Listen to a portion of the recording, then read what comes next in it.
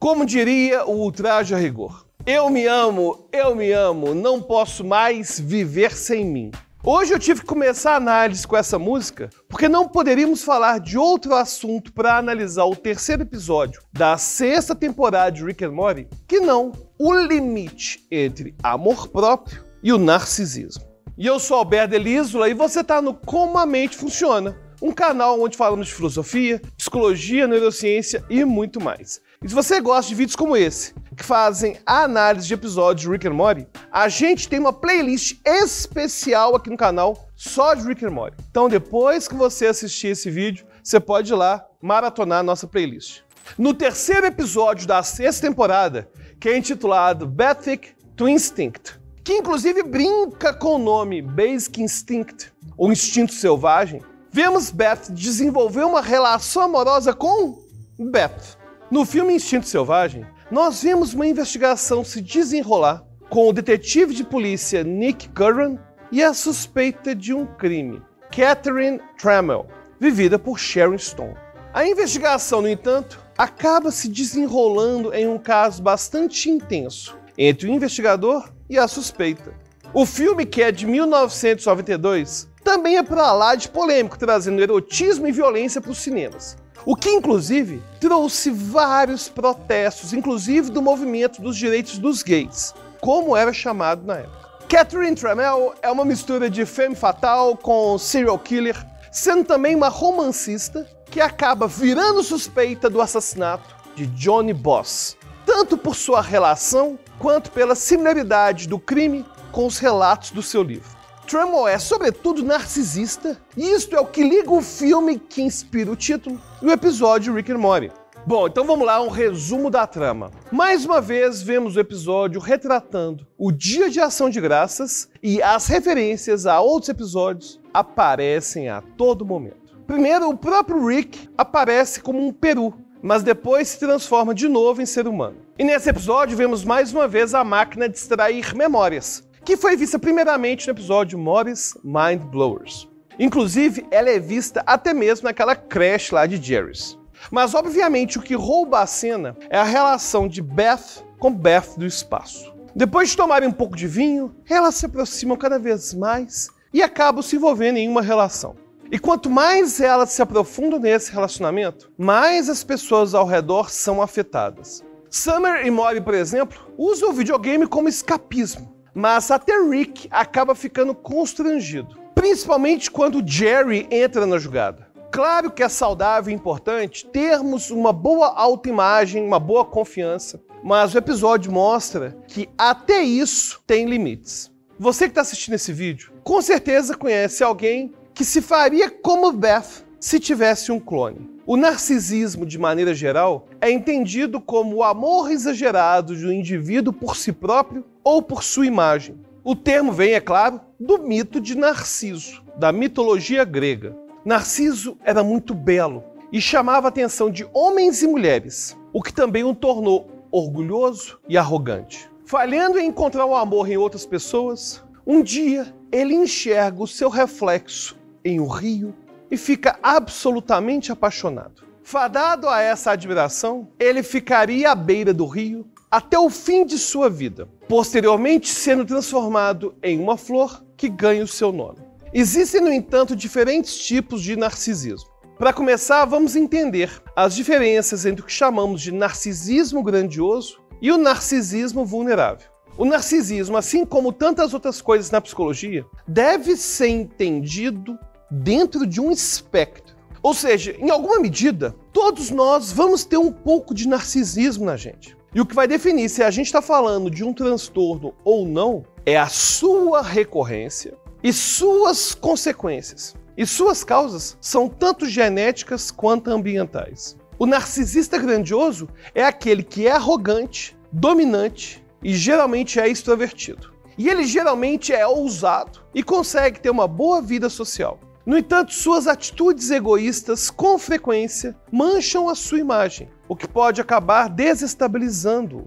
Por exemplo, alguém com esses traços pode ter algum cargo de respeito em alguma instituição, em alguma empresa ou o que for, mas a pessoa pode começar a ter atitudes que geram atritos, sobretudo para manter-se na sua posição. Ela poderá assim corromper a várias outras pessoas a fim de proteger a sua própria imagem. O narcisista vulnerável, pelo contrário, é aquele que não costuma se ver numa boa posição social, o que não impede alimentar rancor por outras pessoas, já que ele nutre um sentimento de que o mundo deveria venerá-lo.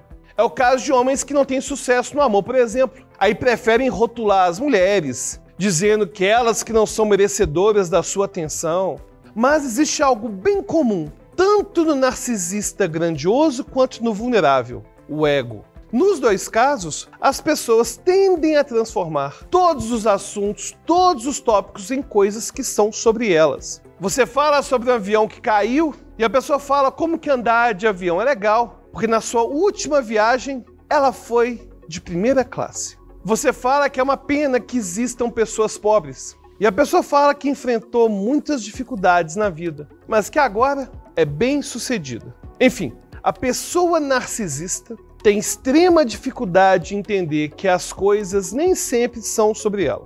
Além do narcisismo grandioso e do narcisismo vulnerável, há também o transtorno de personalidade narcisista, que se apresenta de uma maneira ainda mais potente e frequente. Mas antes de eu falar do transtorno, eu tenho que te convidar para se tornar apoiador aqui do canal. Quando você se torna apoiador do canal, você pode conversar diretamente comigo, com toda a nossa comunidade, lá no grupo do Telegram. Então é só clicar no link da descrição e se tornar um apoiador.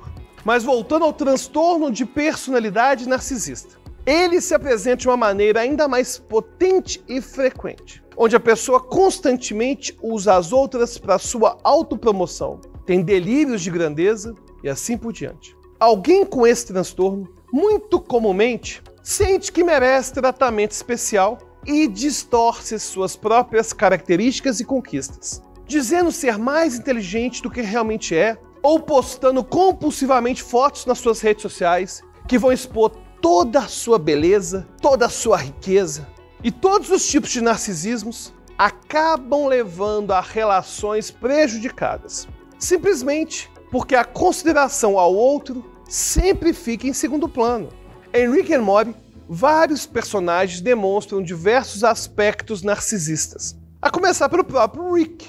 Aliás, ele mostra isso de forma bem clara. Quando entendemos que o narcisismo pode adotar diferentes faces, vemos que Jerry também é extremamente narcisista, mas do tipo vulnerável.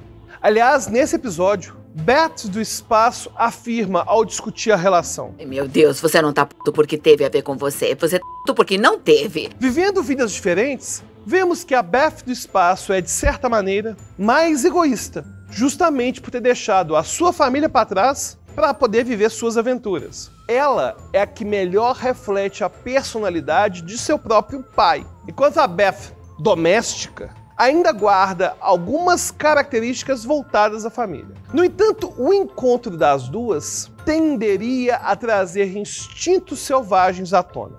Ambas se elogiam por seus gostos e por seu corpo. O narcisismo de Rick, por exemplo, se estabelece de uma maneira muito diferente. E é muito mais comum vermos Rick se matando do que se amando. Morty tampouco demonstra direcionar qualquer desejo sexual a qualquer uma de suas outras versões. Mas o que poderia definir Beth como narcisista nesse episódio não é o amor que sente por si mesma, mas a falta de consideração que ela tem pelos outros, tendo sido capaz, inclusive, de constranger até mesmo seu pai.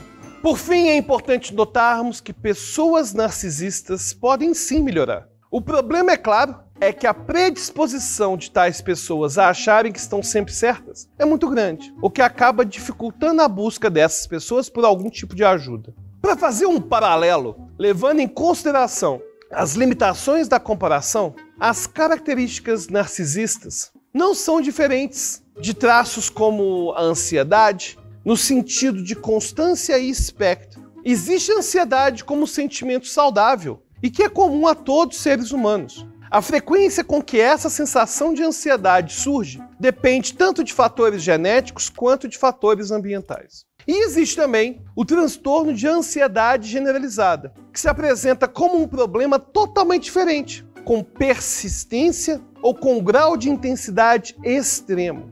E o mesmo vai acontecer com o narcisismo. É por isso que é possível que ele se apresente dentro de um limite normal ou, às vezes, como um tipo de transtorno. E assim como tantos outros comportamentos, ele também pode ser alimentado pela presença de algum reagente específico.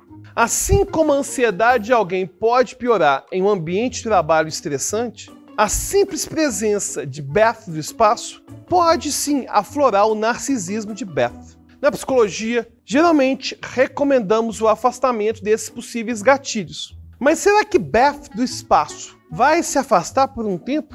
Ou será que o seu tempo na série vai continuar aumentando, tornando-se uma personagem recorrente? Bom, isso só o tempo dirá. E eu queria agradecer você que assistiu até aqui.